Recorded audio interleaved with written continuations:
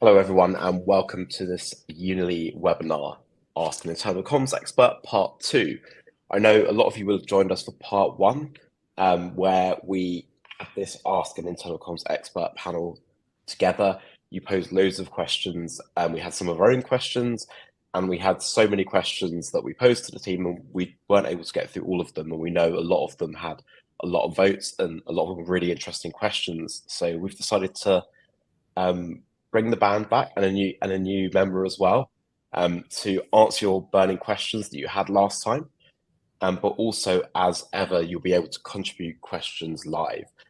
So you'll have a Q&A chat panel. You'll be able to post questions any point from now, and you'll also be able to vote on other people's questions. So if you see one that's really interesting, give it an upvote. And at the end, I will go and pick the most popular questions and post them to the team as well. So the earlier you get a question as well, more chance you have of gathering votes. So let's get started. Just a little bit about Unily, if you haven't heard of us before. We are an employee experience platform provider. We've been in the game since about 2006, working on intranets and Microsoft, and now with our own software as a service. So we know a lot about this area. We have bases all around the world, and we have about 4 million users on our platform, as well as all the security accreditations that you would expect. We also have a lot of industry recognition. For example, we perform super well at the Nielsen Norman Best Intranet Awards, having won that multiple times, and with Estee Lauder Companies in 2022 as well as being listed as a leader in the Forrester Intranet Platform Wave Report. There's loads out there, so if it's an area you want to you're interested in, find on those reports, and no doubt you'll see us listed. So let's dive into the webinar just to kind of introduce ourselves, and I'll let each panelist introduce themselves as well. My name is Kaz. I'm an employee experience industry lead at Unily. So my job is to kind of understand the industry that we work in and communicate about that to our customers, and externally as well, talking to prospects. So knowing the ins and outs of the employee experience and what's happening in our industry. I'm joined by Jen. I'll let you introduce yourself, Jen. Brilliant. Thanks, Kaz. So yes, I'm Jennifer Sproul. Please, everyone do call me Jen. And I'm the Chief Exec of the Institute of Internal Communication, which is the only professional body solely dedicated to IC. And obviously we're there to do lots of things that you'd expect, particularly around setting standards, looking at trends, content. And obviously my job is to obviously lead that organisation and collaborate with our board and represent the Institute and talk about the trends of internal communication through a multitude of media and communication channels, which I'm sure we're all very familiar with at this stage. So thanks for having me back. Great to have you back. And also Drew, who's back from last time as well. Would you introduce yourself to? Sure, thanks, Kaz. Yeah, so I'm Drew. I'm Future Impact Advisor here at Gallagher. So I look after where we're headed, and that's not only from my perspective, although that's always very useful, but also from the perspective of where the industry is going, what technology is emerging, how we're using it, where we need to keep an eye on the horizon, and also what problems we can see coming up that are going to potentially change things, and we need to be ready for. So that's my role, and good to be back as well. Thank you very much. Thank you, Drew. And also very excited to be joined by Advita, who's our new panelist and no doubt has a lot to offer, lots of interesting insights. So if you wouldn't mind introducing yourself as well, Advita. Thanks, Kaz. Hi, I'm Advita Patel, and I'm the founder of Comms Rebel. So you can just see my little rebel sign behind me, and we're internal communication and employee experience consultancy based in Manchester. I'm also the co-founder of A Leader Like Me and Calmers Rebels. Calmers Rebels is a coaching retreat that I run with two of my very good friends, Trudy and Jenny. And A Leader Like Me is a membership aimed at underrepresented women of colour who want to progress in their career. Amazing. I know you've got a book coming out soon as well, so that's pretty exciting. Yeah. I'll bring it in some part of the conversation. Yeah. We'll talk about that. So I'm now going to flip over so you guys can see our cameras more in depth, and the way it's going to work is I've collected all the questions that were left over from last time and kind of put them into a bit of a flow. but no doubt we'll have a flow that will take naturally as well. And there's one question that I wanted to start with, which actually got us all got into a bit of a debate just before we started this, and it's about ChatGPT. And so this was left over from last time. And it kind of links to one of the trends that we're seeing this year is about trying to do more with less, especially in communications. And in the context of that, we've seen a lot of hype around ChatGPT, lots of people using it, lots of stuff on social media. What do we think the role is for internal comms with ChatGPT when it comes to that? I'm going to start by asking you, Drew, because it might be helpful just for anyone that isn't super familiar with ChatGPT and what it does. Would you mind just giving a tiny bit of context as to what it is before telling us whether you think it's a friend or foe of internal comms? Sure, yeah. So ChatGPT is based on a number of what we call large language models. So a large language model is effectively a system that's trawled through pretty much every publicly available document that exists on the internet and has worked out at a very basic level what comes next in a sentence. So it's a really, really clever way of saying, in the world of probability, what is the answer to this question likely to be? And because it has such an incredible amount of data behind it, the answers it produces are exceptionally good, like spookily good. And you can kind of convince yourself that there's someone behind the scenes actually writing those answers out really fast. But there's not. It's just an incredible trick of probability that they work. And they've been used in various forms for a while. We were talking a bit earlier and saying about how, like, if you're in Gmail, as you're typing, it'll come up with what it thinks you want to write next, and you can just hit tab and that kind of thing. But ChatGPT is really that next step up, going into that conversational interface where you can get it to write things that are so perfect that you don't even need to edit them theoretically. And that's where you start to look at the problem. So friend or foe makes it sound a bit too anthropomorphic. It's an amazing tool, and we're just going to get better. And we're right at the beginning of an upwards curve as to what these platforms are looking like. And I said something similar last time, but I think it really bears repeating that when you're looking at these, they seem like time-saving features, and they are in a way, but what you're not necessarily considering is that you're having to offset that time saving in other things. So it's going to produce a great output, but that output isn't necessarily going to be correct. Remember, most of the stuff on the internet is wrong, so the facts it's going to throw at you are possibly wrong. The way it's going to write isn't going to be perfect to the tone of voice of your organization. It's not going to potentially reflect the values of the society we live in right now, because most of the content that it was trained on wasn't written right now. And so it's all about, if you're going to use it as a tool, what is your governance around that tool? In the same way as you don't just throw in a new comms platform and give the keys to everybody and say, hey, post whatever you want here. You have to think about, what is your governance? Who's allowed to use this tool? And how's it speaking for us as a company? Because I can guarantee you 90% of your employees are already using it in some way, shape or form. I know so many people who use it to write their performance reviews, who use it to write their emails to clients, who are getting into that realm of using it. What we need to think about as communicators is, in the same way as we do before we send any email or any message, is that right for us in the message that we're trying to deliver for a company? So it's not just throw a brief in, get a response out, deliver it straight out to your employees. What you need to think about is, this is just a tool, in the same way as you've got a whole bunch more tools that save you time. It's not the thing that's going to be perfect for your business, and really working on understanding how that sits as part of your team. Essentially, it's just another person in your team, and you're still going to have to look at its output and make sure you're happy before it represents you as a business.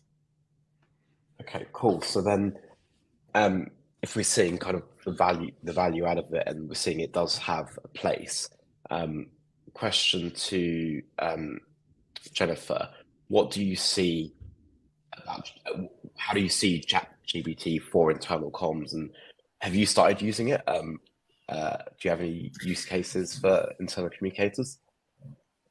I don't think we're there yet to say there is a case study on the use, and I wish they would.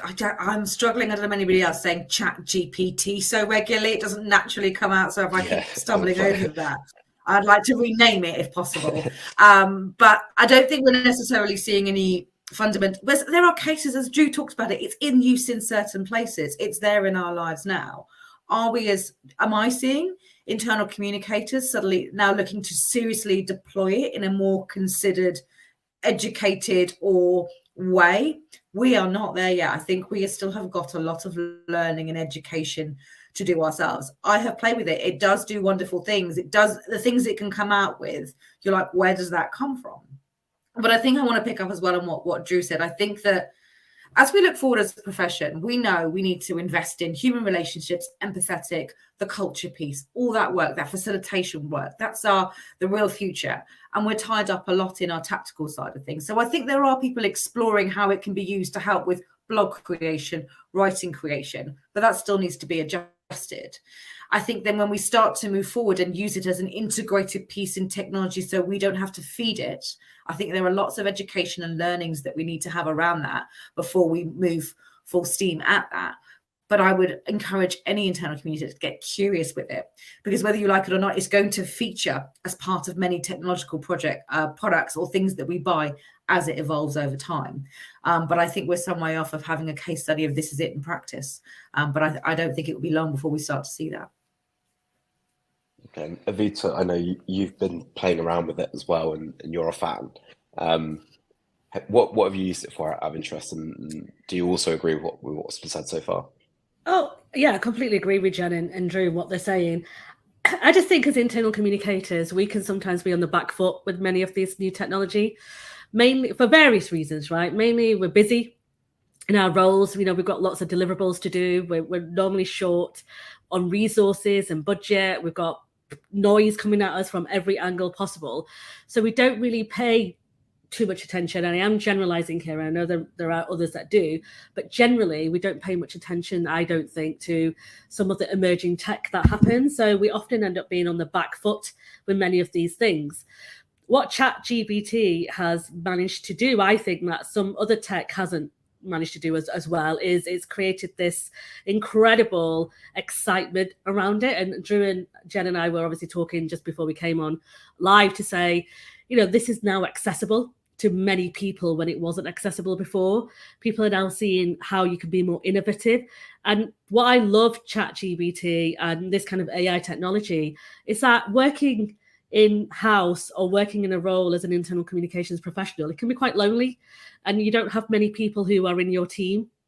I love it to help generate thoughts and ideas and allow you to kind of sense check certain things, but with the kind of provision that it isn't, you know, you need to do your due diligence. As Drew said, some of the information isn't accurate, some of the information is outdated, but it gives you a bit of a flavor and gives you a bit of an inspiration on what you could do.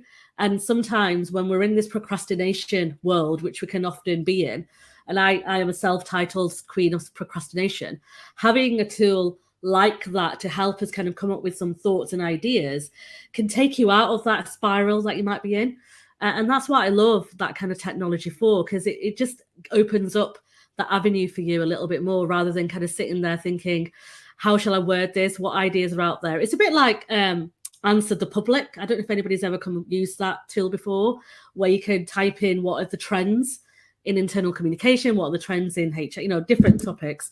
I think it's a bit like that. And I think you have to use it in that way. I don't think at the moment you can use it to write your chief exec's blog, for example, or, you know, in kind of like your culturally, it's not going to give you the tone and style that you need. And that's what we're here to do, to make sure that the voice and the style of it is aligned with the culture of the organization that we work in. I don't think you can use it for that. I think you can use it for inspiration, innovation, and just to kind of give you a little bit more of a support in a way, you know, and I think we just have to have fun with it. I think we can't take it too seriously right now, but be mindful that it's going to come and it's going to explode in the next, you know, I reckon 12 to 18 months. Cool. I agree with that as well. We had this natural debate just before we joined the call, so it seemed like a really good point to start. Out of interest, is I guess we're seeing one of the questions that actually came from last time was around employee use of ChatGPT for certain purposes. Do we think that communicators should be putting together content to explain to employees the role of that and how to use that? And if so, how should they do that, or do we not? What are people's thoughts on that? I think you have to know the technology well before you can do that.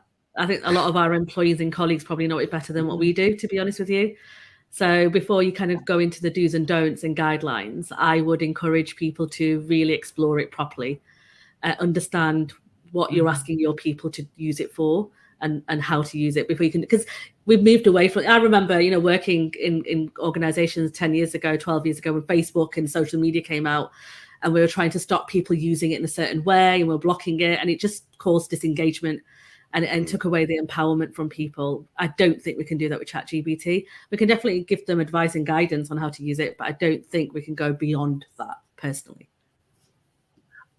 I think I would agree totally with what Evita's just said there. But the thing, I think it's not about us advising or telling them, well, figure that out for themselves. It's so mass media and consumer and out there that we are already, I think, behind to some degree that narrative.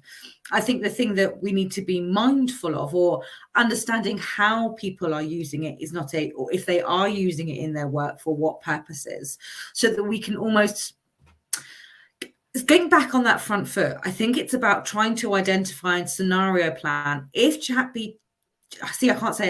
ChatGPT is being used by employees to facilitate their work, or a way to find information that's not the company's, that external, that maybe gives them false information, or is not enabling them to develop in their own role or their own progression, or we feel it becomes an issue for the company, both internally and externally. I think those are the risks we need to be, to some degree, aware of, and you need to understand that, deploy an almost scenario plan for that, and coming up with those things, because we may need to dial up what we're used to in thinking about fake information and disinformation. It may have that effect. So there's nothing to be forewarned is to be forearmed. So I think as internal communicators, understanding its use as consumers will help us navigate when those things do potentially come up in the future. Because as going back to what Drew says, there's a lot of information that is incorrect, and we need to make sure we're still feeding that critical thinking and that trusted information. Yeah, I think from my perspective, and obviously we run State of the Sector at Gallagher, so we look at how people are using the information that's available to them. And one of the things that constantly surprises me is how many companies have a policy to not discuss like external news and how that impacts the way things work. Over a third of companies won't discuss external like points of interest.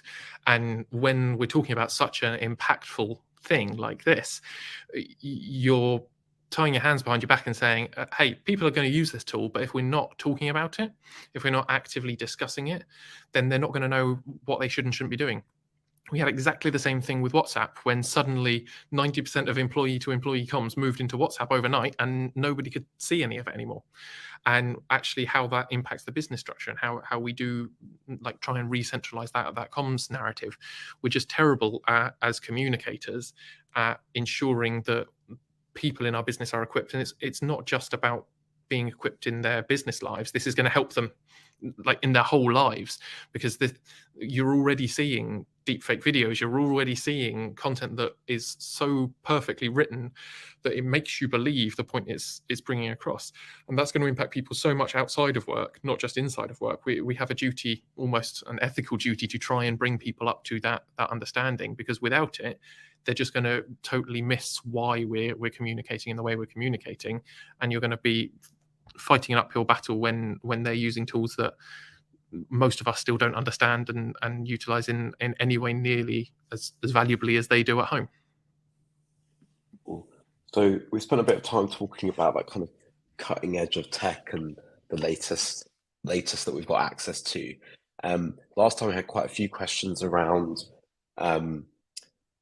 generational divides and things like that. And one of the questions we had last time was, how do you bridge an age gap when your comms specialists that are coming in are younger, but their audience that they're still communicating to are older, less tech-savvy generations?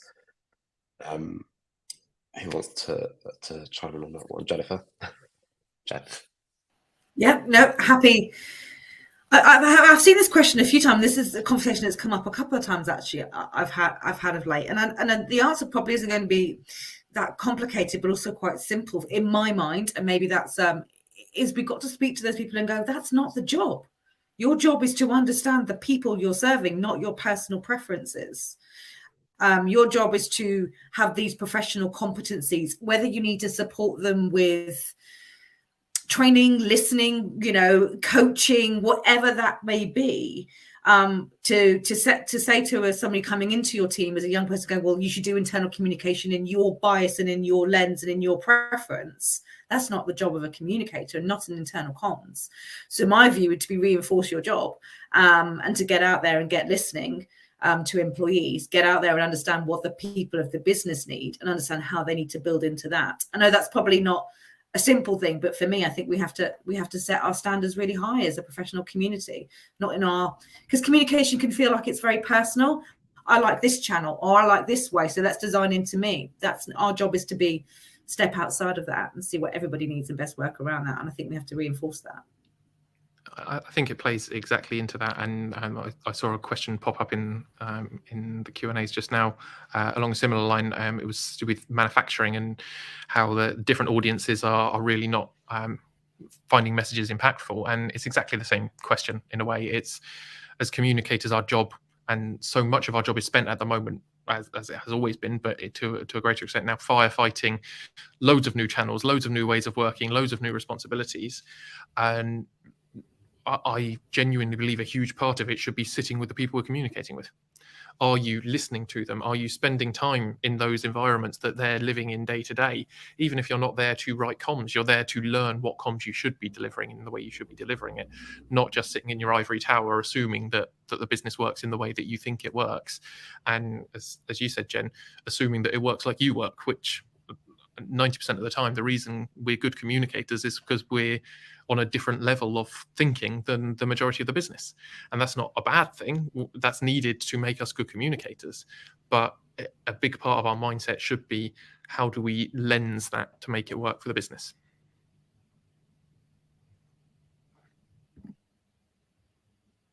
So on that topic then, so expanding on that, I've seen some questions come through already about how you engage parts of the business that are typically difficult to engage. I'm thinking people in remote areas, frontline workers. What are some kind of like tactics that you might have? And I know, Drew, you spoke there, but it's about sitting with them, understanding them. And that's funny, because in that question it talks about when they visited the factory, that's when it all came apparent. But this is a topic that comes up quite often, and I'm intrigued, Advita, whether what are some tactics you've seen that have been really effective in trying to engage frontline workers or remote workers? I agree. I just want to kind of talk a little bit about personalization here, because I know we seem to do a lot of blanket approach in the organizations that we work in and often support because of time and resources. And what I found over the last few years, especially when I've been writing the book, I can now mention it, which is about building inclusive cultures.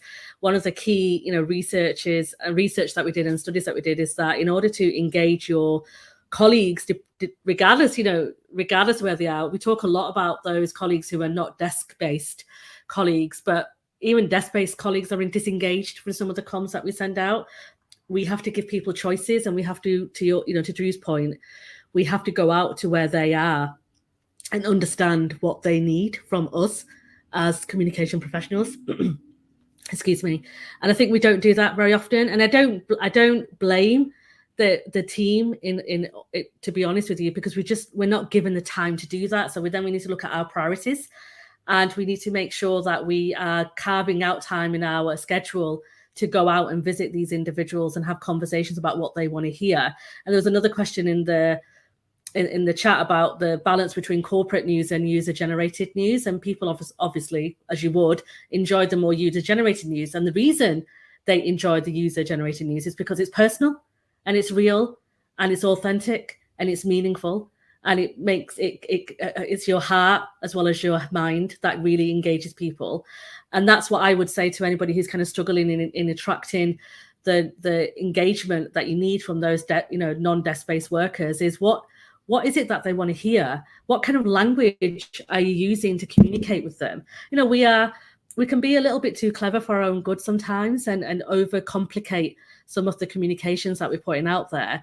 And all they really want to know is what's in it for me. Like, what is in it for me? What do you want me to do with it? What am I going to learn? How is it going to help me improve my role? Why do I need to know this information? And we seem to, you know, when we do the kind of broadcast information, not everybody needs to know everything. And I think we fall into that trap thinking that everybody needs to know everything. So it becomes very noisy. And it was easier, I would say, 20 years ago when I started internal comms, we didn't have any social media, so there's no noise. If people wanted to find out what was happening, they went and got the paper, and they sat in the staff areas with the paper and read it. Now you walk into the staff areas and, you know, employee rooms and all that. People are on the phones with TikTok and Snapchat and Slack and Reddit and all sorts of different tools that's keeping them occupied with other interesting information. And your news is irrelevant because it's too far removed for reality for them. So what does reality mean for them, and how is it going to help them be better at the job that they're doing and help them improve? And so that's why you have to look at the personalization side of it. And I don't mean like one-on-one personalization, but I mean in groups of personalization. So, you know, what does this person who works in retail, for example, need from us to help them be better at what they do and be more inclusive in what they do? I was just going to add as well, I agree again with everything that Advita said. And I think as well, sometimes I want to pick up on you said it was so true, Advita, around we just want to make things too complicated or too glossy or too this or too shiny. Sometimes the fundamentals still really do work. You know, when I've looked at some of, particularly with an organization that's won some of our awards that has, you know, manufacturing workforce, has driver workforce, and they wanted to get their app up and running and they wanted to get that connection. They did a roadshow. They did personal letters to people's homes explaining why it was there. They made that fun. They made it feel like it was something of benefit. And I think it does need to be personal. It does need to be built into, well, why would they want to know this and what's the benefit? And when we're thinking of trying to embed those things, it doesn't have to be, can be really kind of quite fundamental, as in, you know, I'm going to write to you or talk to you on a personal level and tell you why I think this is great for you, and here's some fun things you can do and feel part of that user-generated community. And I think that let's not forget some of those principles are still just as relevant today as they were. Just because there's lots of technology doesn't take away from the fundamental feelings and emotions or ways or methods of reaching people. And I just want to make a point, actually. We can be really biased about the older workforce about not being tech savvy. And I want us to be very mindful about how we use that language in organizations, because you'll be quite surprised that whatever we class as the older workforce, the people are very tech savvy this day and age. And we can often make assumptions about certain ages in our organization that they don't understand or they don't get it. Which is really unfair. And what we found in the research we did about inclusive cultures is that many of the workforce actually get it. You know, they use technology a lot at home, and we can be quite dismissive of that in organizations and make assumptions about certain characteristics without actually doing the research and due diligence. So be very mindful about how you may make those assumptions without the data to back you up. Because you may be going down the wrong road if you haven't done that due diligence or your audit or whatever to find out actually they won't understand because they're a certain age and they won't use it. That's the perception sometimes that the external media can give us, but you'll find that reality is very different in your workforce. And I think if you look at how trends work, usually in that case, those people who would assume are the least engaged in technology are the most engaged in the newer technologies. In case anybody's like in earshot, I won't say the name of that thing that lives in the box in the corner that you can talk to, but that is specifically designed, that natural language interface is specifically designed for people who aren't used to sitting at a computer all day, but they are used to chatbot technology, they're used to natural language interfaces, they're used to massive search being narrowed down into something that they can handle. So they're used to this huge amount of data management that they don't even realize they're doing as part of their day-to-day life. And we're still going, oh, they'll never be able to use email. So 100% of Advita, they've taken a leap beyond most of our comms and are in a world waiting for us to catch up. Yeah. And all we're saying is, oh, they're not even ready to join us where we are, let alone take that next step. Okay, so in terms of, so we've got some tactics there to kind of engage the workforce, and we spoke there about the power of like storytelling and making it personalized. One of the questions we had last time was about them being on board with all of that, but being stuck in an organization that's a bit more traditional. And the question was about how do you get them to look at communications in a different way, reinvigorate the comms approach, changes in language and sense of tone when things are corporate speak. So how can we change that more traditional leadership view of comms into something a bit more fresh and modern? Avita? Consistency. We give up very quickly. We try something new, doesn't work, somebody comments on it, and then we stop it. But you have to keep pushing and be consistent with your messaging, especially if you're trying to transform culture, from a traditional communication model to a more agile, flexible model. It takes time. You're looking at between 12 to 18 months for it to have impact. And you have to also question and be curious about why people are not shifting over. So I had a client that only a few days ago who was really confused about why people weren't, using the new tool that they embedded. It was an app actually, and they wanted to stop loads of emails going into their inbox. And they said nobody's using it. People are still emailing, left, right, and centre, and nobody's using the new tool. I said, yeah, but has anybody ever called it out and asked them why, or said, actually, this is really interesting, but would you put it in the tool, and keep repeating it? And you can only do that through consistency and repetition before people get used to that habit, because habits can take time to form. And if they think, oh, it's okay, they'll forget about it in a few days anyway, because that's what they do. They'll just keep going down that path, but you have to bring them back, especially leaders, right? So leaders are your influencers in this space, because they need to hold their team responsible for not using the right tone or language or style and call it out in a respectful way. But they need to say, like, this is the way we do things now, and this is how you need to do it. And if you're struggling, let us know, we can get some support for you. What do you need from me to help you do this in the new way? And be consistent with that messaging. And we don't do that. We get very, if it doesn't work quickly, we're in a very impatient world right now. And if it doesn't work quickly, we think it's not working, so we get rid of it. Or it just dies a death, and it kind of floats around, not really doing anything, and people go back to the way they were behaving before. So definitely be consistent and expect, and be realistic with your leaders as well, and tell them it's going to take between 6 months, a year for people to get used to that habit, and be patient with it. But that's what I would say. If you are struggling to transition them, just do it step by step, and keep 1% better than yesterday. That's what my kind of theory is. In these I would add to that as well, they talk about consistency, but I would also say be bold, be disruptive, and have difficult conversations. If leaders are your problem, and I think that was, if the leaders are going, I don't want to switch from a jargon that's this to a tone that feels empathetic and human. I like this. I like the way I speak, that because it makes sense to me. And they're not hearing you when you're saying, but this is not going to cut through. People are not understanding it. You have to take that conversation and explain why. And if you're really struggling with that, the biggest thing I would suggest as well is that nobody responds to something better when you demonstrate why it's not working. And that might seem really huge, but find a small nuance. Don't worry about making a mass piece of robust something or another. If there is one communication that gone out, which is full of the jargon and the corporate tone that is not getting understanding, quickly poll that. Quickly understand, do people understand the message? What didn't they get? What don't they get? What's the sentiment? And use that information to go and have that difficult conversation, and then ask, say, or, go out there and change that tone and show the difference. And I think it's really hard to be, you don't want to be disruptive and bold and tell a leader, well, the way you do things isn't great, no one likes it, because it's a fearful thing to do. But I think we have to hold that to account. And if that is uncomfortable for us, which it is, find the best you can, a piece of, or something to cling to that gives you that kind of evidence or sentiment that kind of supports the argument, and just repetition on that point as well, to get that through. And I was just going to say, reframe the language as well. So if difficult conversation feels a bit uncomfortable, I encourage people to say productive disagreements, because I think we can be a bit frightened about going into those conversations with somebody who's a leader and more senior to us. But if you're going in with the mindset of what is the best outcome for the work that we're doing, and have a productive disagreement around it, it can be a little bit more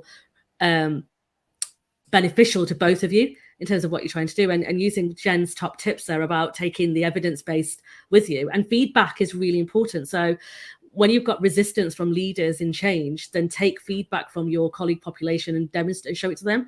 And you can do simple things by written, but the most powerful bit of feedback I've ever used is a voice note from colleagues who are talking about how they felt connected to the new ways of working and how it's made a difference to them. And that can really turn a leader's mindset when they hear it from the individual that we're targeting. So definitely just use, think about the language you're using as well. If you are a little bit worried about going into a difficult conversation, and use it as a productive disagreement. Buster Benson is a great person to look up actually about productive disagreements, because he shares some really interesting tips and techniques on how you can do that if you are facing into a bit of conflict.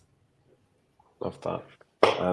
So this is following quite natural flow. So one of the questions we had last time was around analytics. So let's say you're going to make a case to your leaders to change an approach, or maybe it's talking about the success or not success of engagement. What are traditionally people have looked at, internal communicators have looked at things like email opens or views on a story. Drew, what do you think? Do you think these kind of metrics are actually useful for internal communicators? And if not, what are the sorts of things you might be interested to see analytics-wise? I think they're such an easy trap to fall into. And the main problem with them is you assume that by tracking email opens, you're assuming that actually that email's had any impact. And the moment you stop tracking it, the first question you're going to get asked is, but how can I actually measure if I'm not tracking these things that we've been tracking for 10, 15, 20 years? But the argument I'd have back is, firstly, you're not tracking them effectively anymore. Like half of the tools that you're relying on for tracking aren't anywhere near as reliable now as they were 5 years ago. The amount that privacy-based design has stopped things like email opens and clicks working. The number of clients we see who think that they have an 100% open rate because their email spam filter opens them to check whether they're spam. It's a pretty useless statistic to understand exactly where you're getting to. What I think is always important is to roll it back up that one level and say, why were you tracking that in the first place? What were you trying to prove? Were you trying to prove that your message was read? Because you're not proving that. Are you trying to prove that your email system works? Because there are far easier ways to do that than sending out an email and tracking how many people open it. And it really ties back into your core strategic narrative side of things. So what is the goal of that communication? And it can work at an individual level, or it can work at that level higher, where we're saying actually the point of internal comms is to improve employee sat, it's to improve retention, it's to change the way that our operating model is perceived by our employees. And how are you measuring that? What opportunities do you have to get that feedback directly in? How are you active and passive listening? So are your emails that go out, do they have a thing at the bottom that says, got questions? Click here. Because that's far more valuable at tracking how many people are actually reading and going on to understand that topic than just whether that email's been opened. So there are hugely more valuable topics that you can start to track, all of which are far more holistic than just saying this individual comms piece got read this many times, got seen this many times, got viewed. Obviously, there are some aspects that it's valuable to know the reach of things. And to a certain extent, reach as a tool for understanding channels can be really useful. Because if a channel's not getting any reach, then it's useless understanding the holistics behind it. But it really shouldn't be the thing you're reporting up on. It shouldn't be the KPI for you. It should be a useful tool in your back pocket while you're focusing on actually, am I having the impact that I'm having? And that can be as simple as things like, if you're trying to drive an action, how many people took that action? They might have read that email and then taken the action 2 weeks later. That's not attached to your tracking of that email read. They might not have read the email, but a colleague might have told them what the email said and still taken the action. And that's a success for your comms, but you're not tracking it with any of those stats. So look at why you're tracking what you're tracking and think about the simple questions of, how can I easily prove that comms worked or didn't work? And I would also add to Drew's great advice there about behavior change. We need to identify what that behavior change we're expecting from sending that communication out, and ask that question of the people who are asking us to send messages out. You know, we don't often ask those curious questions of leaders or project managers or whoever who are asking us to send information out. What are you expecting people to do with this information, and what behavior are you expecting to see change from that behavior? And that's your, to Drew's point, your marker on your dashboard.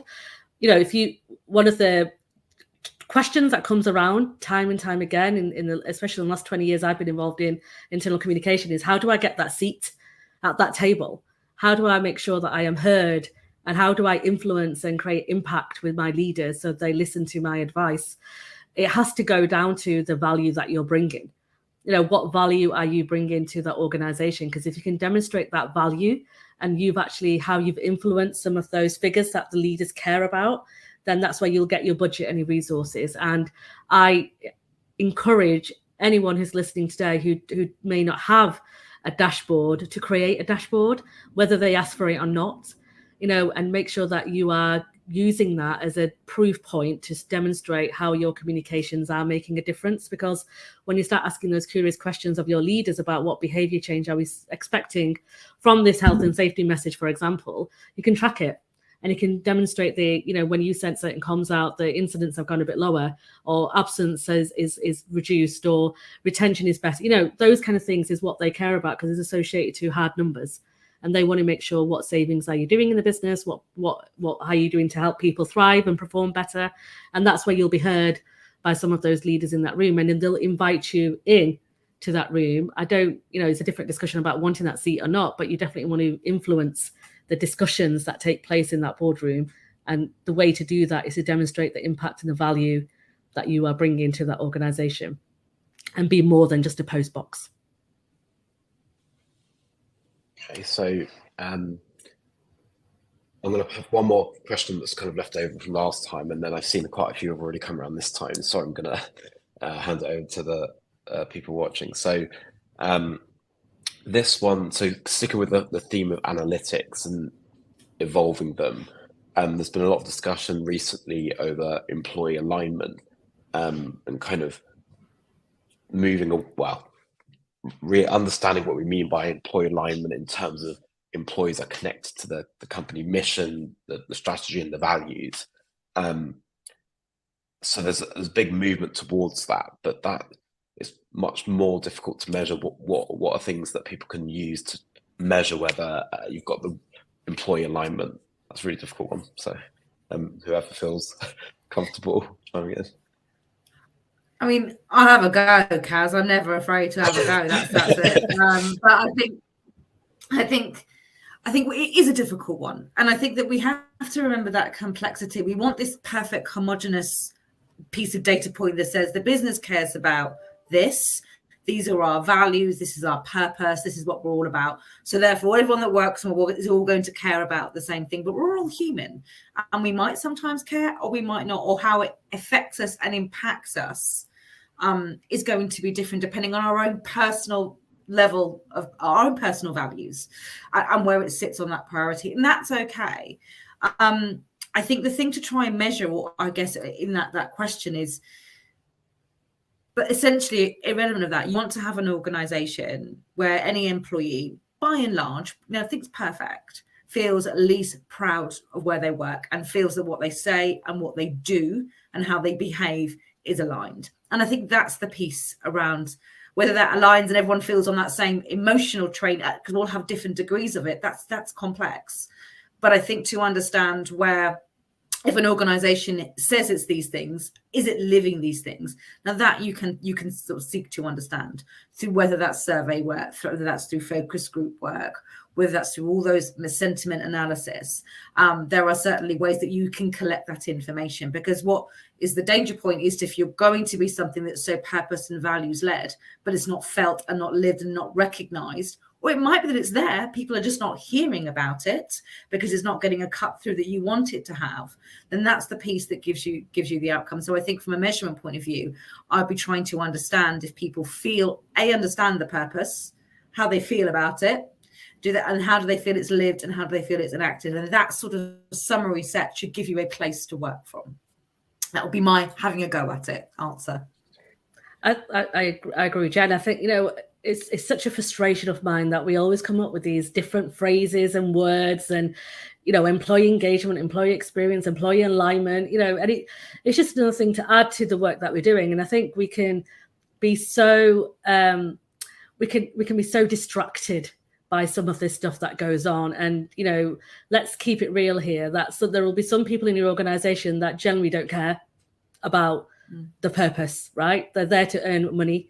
They want to live a life and they want to go home and they want to have a great time. And that's absolutely fine. As long as they're performing and as long as they're delivering and they're not putting the reputation of the organization at risk, that's okay. And we have to accept that as communication professionals, that some people just won't be engaged in some of that stuff. And I think leaders need to accept that at times. I think the alignment piece, what Jen said, is important in the sense that, as long in terms of the measurement of alignment, we should be able to see that through the behaviors that we are that the colleagues are demonstrating, right? So is sickness, retention, attraction, attrition, all those things will demonstrate whether they are aligned with the purpose. To Jen's point, are the behaviors matching the words on the walls and the words in the document that we've got out there, the mission and the vision? What are our customers and clients and service providers and suppliers saying about the organization as well? And using that intelligence to kind of form whether there is alignment to the purpose and the mission and the values or not. And I don't think you need a PhD in it. It's quite clear if an organization is psychologically safe and people are aligned with the mission and the values, and it's quite clear if an organization is quite toxic, and you'll know that from that. But I think if you keep that alignment between the deliverables of the messaging to the corporate strategy, which is what Drew mentioned earlier, and we're measuring on that dashboard, then you really shouldn't go wrong, I would say, in that. But try not to get too distracted with some of these buzzwords and things that people put out there, because it's just a bit overwhelming, especially when you're working in-house and you've got, like I said, a lot to do. Just keep a track on those core measures like absence, sickness, retention, attraction, and that will give you an idea, I would say, whether it's alignment or not. Yeah, I would add to that and say 100% the easiest measure that I've always found for this kind of thing are exit interviews. Are people leaving you because they are trying to progress, because they are looking for new opportunities, or are they leaving you because you're not meeting their expectations? And at that point, you can start to understand, are those expectations right? Are they expecting more of you than the company is offering? So are they leaving because they expect more pay? Are they leaving because they expect better conditions, different conditions? Or are they leaving you because they genuinely love what you're trying to do, but can't bear to spend time doing it with you? And that's such a key indicator for me. And it's so often glossed over. Exit interviews are just this thing where we make sure that everybody's not going to sue us and they understand their contractual terms. It should be a thing where we're talking to people and making sure we know, are they leaving on good terms, or are they leaving on terms that reflect badly on our vision? Yeah, 100%. Nice. Okay, so I'm going to move over now to the live Q&A panel, where people have been asking questions and voting on them. So if you haven't had a look yet and you're watching, now's the time to ask that question or vote on one that you think is interesting. The top one is actually similar to one we had last time that I didn't get to pose, so that's good. But it's really about intranet engagement. Last time there was a bit of context to this, which was around maybe for a period of time there wasn't an intranet or it was under development, and different ways of working ended up spiraling people in workplace or WhatsApp or email or whatever. What tips do you have to get people engaged or re-engaged with the company intranet? You have to share the stuff that they want to read, right, to an extent, and make it dynamic. And the most intranets I've seen in organizations are really static, outdated, boring. Let's be honest. If you look at what's available externally by what the colleagues would see externally in terms of external websites, are much more engaged in terms of their personalization. And I'm going back to that again because people don't want to, if the stories are not interesting or telling them what they want to do or what they need, then they're not going to read it. Why would you? Time is precious. Don't have all the time to kind of sit there reading really boring, lengthy news items. So if you are generally struggling to get people to interact with the intranet, then ask them, what other stories telling you what you need to know, what do you want to hear from us, be quite dynamic with the content that you're sharing on there. Use a bit of user generated content as well. In fact, it should be argument is always 70-30. So 70% of the stuff on the internet should be user generated, and then 30% is corporate. And I feel, in my experience, that's a good balance in terms of getting people to be engaged with it. And then, use it alongside other channels that you have got. So drive traffic to the intranet as well. So don't put really lengthy emails or newsletters together. Just put a line or two and then drive them to that story on the intranet, so they use it and they get used to using it as well, because that's quite important, that you get into that habit of driving people to the fuller content if they want to read more. And that's what I would say, don't underestimate the power of asking people, what is it that's missing for you, and what can we do to improve that for you as well. And I think that should help, I hope. Yeah, I genuinely think most people who are launching great intranets now are victims of them knowing what an intranet is and their employees knowing what an intranet is. Because I can guarantee you what you think an intranet is as a communicator isn't what your employees think when they're told to go and look at the intranet. What they think they're going to look at is a site that maybe has a few outdated HR policies on it, and perhaps there's a video from a CEO who left the business 3 years ago. And so when you try and say it's on the intranet, that's what they're thinking in their head. So you've lost the battle before you've even got them there. So yeah, make sure they know what's on there. Push them there by saying, hey, there's this new content, look at the intranet for it. Make sure that they have reasons to learn new things about what the intranet means, and also, as Advita said, ask them what they think an intranet is, because it may be as simple as you need to rephrase your comms. So we're not talking about it as, and I know buzzwords are galore, but where you've got things like the connected workplace and a central hub for things. There are so many different ways of saying what an intranet is nowadays that we're kind of blurring all these lines and expecting people just to know that actually, yeah, this is a useful tool now. It's not what you had when you joined 20, 30, 40 years ago, the workforce, and you could barely access it, and good luck trying to find the same information twice on it. So yeah, hugely about marketing your intranet in a better way, and you can only do that if people are using it regularly, and the people who are using it regularly are getting what they need, else they're going to use it once and realize it's not right for them. Okay, so the next most popular question is from Kelsey, who asked, how can we keep our virtual town halls engaging? I guess virtual town halls have become quite popular. It's good that we're doing them, but how do you stop them being like an unengaging broadcast of company updates? I would keep them short.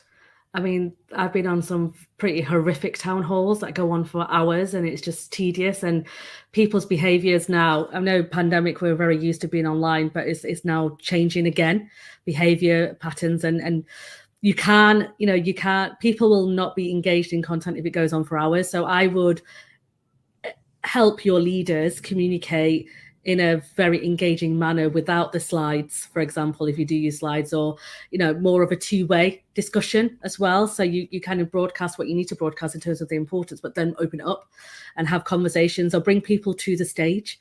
The ones that work really well that I've seen is where you kind of split the agenda and you have the leaders sharing what's going on in the business, which is important, but then they bring in other people to stage to talk about some of the projects they're working on. And what that means for them, and it makes it quite engaging. But I would say best practice, a good practice, nobody should be really talking on their own for more than 15 minutes, because you're really going to disengage everybody if they keep going on and on after 15 minutes. So if you have got anything that's longer than that, then I would say split it up. So do the 15 minutes and then have something in between and then bring them back in. You have to, on a virtual town hall, you have to keep the pace going and keep the energy levels high. And make sure that you put on, and be quite smart about how you put on, where you put speakers. So if you've got somebody who is quite energy and enthusiastic, you may want to put them on after a break where people are a little bit more tired and balance it that way. So be a bit, have a look at some of the speakers and the skills that they've got and put them in the places where you need to lift the energy, but they have to be quite pacey to keep that enthusiasm going. I would agree. I think pacing and I think participation and dialogue is key. And I would also use them as an opportunity to make sure there's a feedback loop. Then I'll come back. If you ask me something in the first one, I've gone away with it, and you feedback to me what's been done about that, then I'll see that value in it feels like a continuous conversation. So I'll be thinking about how to use it in that way as well. Yeah, I saw one of our customers has a town hall page on their intranet, and on that page where they've got it recorded so they can watch it on demand, but also there's two forms.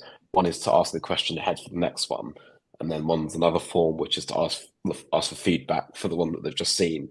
So like you've got like two mechanisms there moving on to the next one. We did reference this earlier, and I think we partly may have answered it as well. But it's I think it's about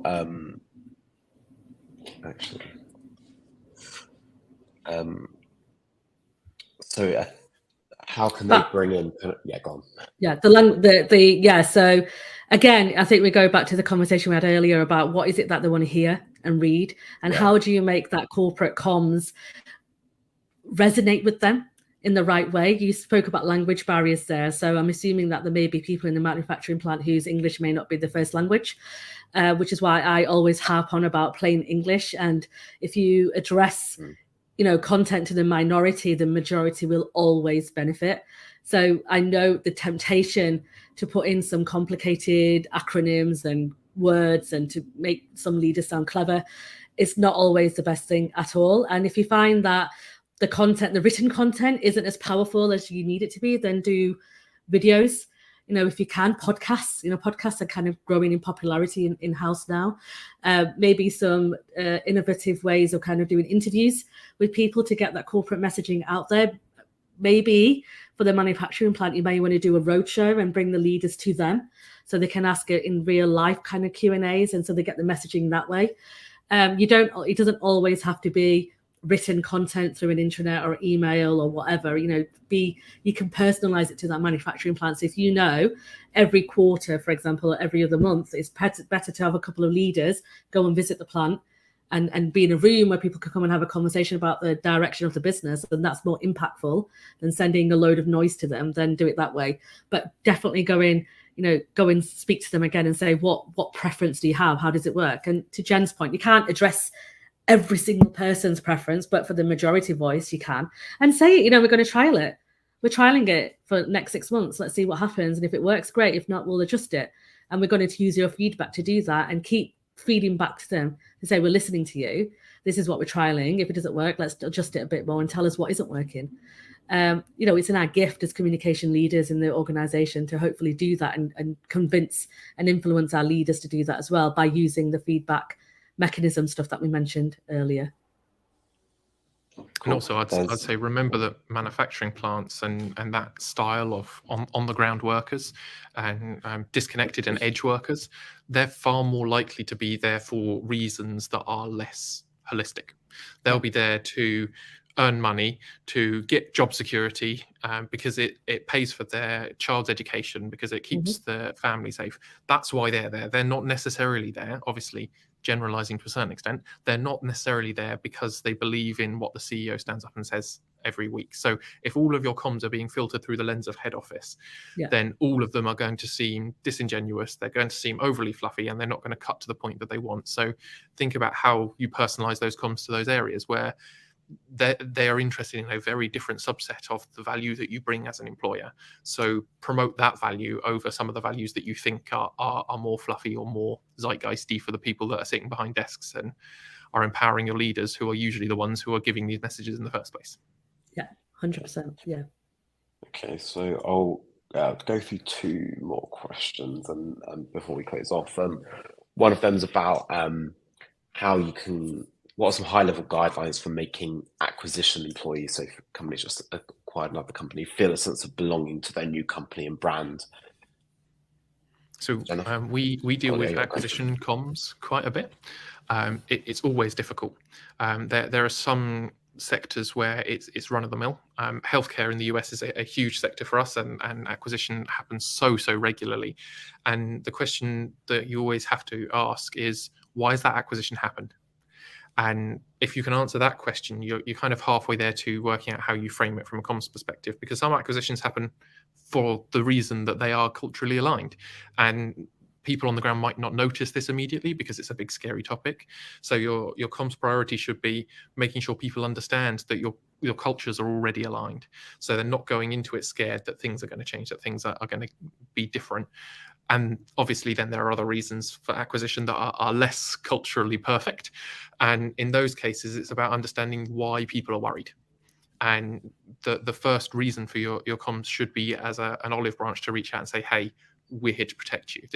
This journey is about making things better for you, even if that doesn't mean that you're going to be here as part of this acquired company forever.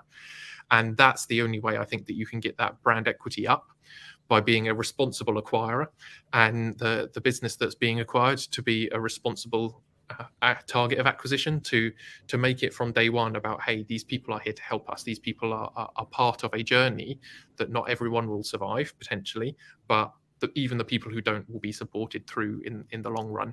And that buys you far more credibility going forward with people who stay and with people who leave than it ever would just going in and going, hey, this is what we need, this isn't what we need. And the other thing, and it's so postmodern to say, but we are at a point where truth is the only option. People on the ground read the news. They know about their company. They know why things are happening. They don't just read internal comms. So you can't spin a narrative that is patently false.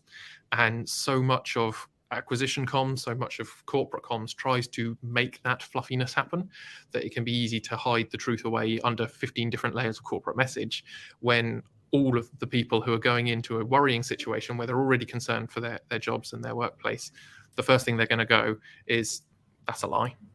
And so you need to front up with the truth that you know they're going to come in already thinking. You know that this is the question you're going to get asked. Have an answer for it that cuts through all of the holistic fluff that you would usually put in, because they're going to value that integrity far more than they're going to value you coming in and telling them about how you're an amazing place to work and here's a pencil with our name on it and that makes you part of our culture now. Okay, thanks, Drew. And then one final question then, because a lot of companies are recruiting remote workers. We're seeing companies that are fully remote and things like that as well. How can you go about engaging remote workers, whether helping them feel more connected to the company? I think it's a difficult one. Oh, go on, Evita. No, go on, Chad. No, you go first. No, I was just, and I think and this is again, I'm just going back to what we're tripping over all these terms all the time as well. What's remote, what's flexible, what's hybrid, what's purpose, what's this, what's that. And it's difficult to kind of understand all that and what work means. But I'm going to assume in here we're talking about hybrid work and people that are working in I would call a more distributed fashion. And actually the way and how we work. I think that a lot of what we talked about for me in terms of how we feel that sense of something, it's a lot of the principles that we've already talked about. And that's why it can feel really overwhelming, but there's a lot of commonality of the principles that we're talking about that apply in all these places. Adapt it based on an individual model. Keep listening, keep tweaking your approach, keep talking to them. The other thing I would do as well is in this area is when we're talking about connection and feeling part of it, I think we need to be looking more at nuclear sort of team levels, because that's where connection is all easier to make, trying to create that sort of corporate way of doing it. And then a lot of work I've seen success in, particularly when we're trying to understand how we communicate, connect. So I think relationships at work, up to some degree, are really important. So I'll be out there looking at how do we empower our teams to have those conversations, to define their principles, to look at the ways of working, to make sure that we're supporting those managers to help them put forward activities to keep people working together, but be really clear about stuff. And role model behaviors and design things that role model behaviors that build relationships, whether that's reaching out, do you want to chat, or hey guys, should we get together, or let's have a team meeting and we just talk about how we all are or how we're all feeling. I think those are the things to do. I think it's trial and error. Just be a human and talk human to human, and also try not to think too much at mass level. Try and think how you can empower it within the org structure that you're working within. Definitely bring in your leaders to support that, because to Jen's point, it's you have to go local with remote. People who are not hybrid and never go into the office need a little bit more support and structure in those conversations, and leaders need to do that, and they need to lead, and we need to support leaders to lead in the right way. So give them the right tools, the resources, the support, the training in terms of how to do that. and make sure that they're doing it consistently in that. And you'll be able to see if it's not working, again, by looking at the data and the measures and the performance to see, actually, is it working, is it not working? And if it isn't working, it's quite easy to tell. So then you need to pinpoint which leader needs the additional support and what's happening and why is it not going on. Because some leaders will be like, oh, they're fine, they're okay, making assumptions again. So it's just to keep reminding them that it's their role ultimately to make sure that the team is connected with the organization and have the support that they need to be, deliver their work as best as they possibly can. Yeah, I think to add to that, just to finish off, the thing to remember is we're people as communicators. We like talking to people. So we assume if we can't talk to someone, they're not connected. And really, if you look at the data, the opposite is true. If you look at a remote worker, they're not in your company because they get a cool workplace environment. They're not in your company because they've got a great place they like to go to work afterwards and have a drink with your colleagues. They're there because they buy into your vision and they buy into what the company's delivering and they love doing their job. If they weren't, they'd leave. And it's this really weird world of understanding actually what engagement means for disconnected employees. Because if they buy into your vision, does it matter if they turn up to your town hall? And if the answer is yes, because the town hall contains information that is vital to the employees, then the question shouldn't be why are they disengaged? It should be how can we reach them better? And it's the same thing that we come back to over and over and over again is segmentation, personalization. That comes down to channels, that comes down to the content you're sending out. If you're segmenting and you're personalizing that in the right way and meeting them where they are, you'll find that they're some of your most engaged employees. You just assume they're not because you're not seeing them face to face every day. Amazing, cool. That was a good answer there as well. So super detailed. So that kind of brings us to a close of this part 2 of the panel. So thank you everyone for joining and submitting questions and voting. If you want to find out about Unily, you can go to unily.com/get started. And just so everyone can kind of book their calendars early, we have our flagship Employee Experience Conference Unite 23, which will be September 13th to the 14th. And our next webinar will be me and you, Jen, back together, looking at influence in the organization with internal comms metrics. So if some of those analytics metrics questions got you thinking and you want to take it to the next level, we will be, that'll be Jen and myself, and you can go to unily.com/events to register for that one. So thank you so much for attending. Thanks to Jen, thanks to Advita, thanks to Drew. Really great answers, and thanks to everyone for asking great questions. Thank you, everyone. And please do connect on LinkedIn as well. That'll be really good to connect with people. And get Advita's book. This isn't paid promotion. Oh, yes, please. It's available for pre-order. It's available for pre-order. Building Inclusive Cultures. But yeah, thank you. Thank you, Drew. Thanks, everyone. All right, thanks, everybody. Bye-bye. Thank you. Bye.